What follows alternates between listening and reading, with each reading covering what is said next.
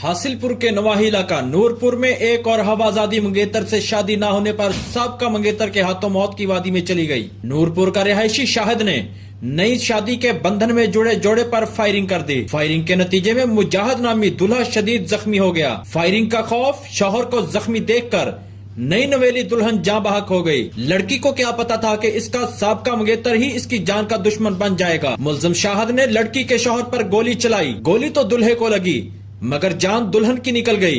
क्या लड़की फायरिंग के खौफ से जान की बाजी हार गई या अपने नए दूल्हे को जख्मी देखकर?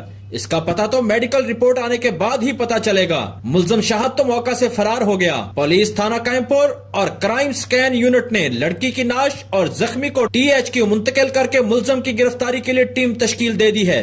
कैमरामैन मलक इकबाल के साथ मलक अब्दुल रशीद, सिटी न्यूज, हासिलपुर।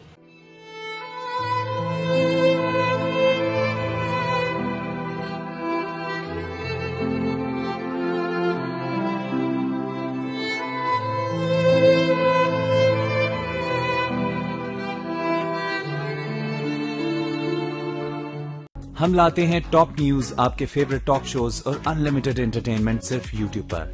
अगर आपने अभी तक हमारा चैनल सब्सक्राइब नहीं किया तो अभी सब्सक्राइब करें और बेल आइकॉन को क्लिक करके हमारी लेटेस्ट वीडियोस के बारे में अपडेट जानें।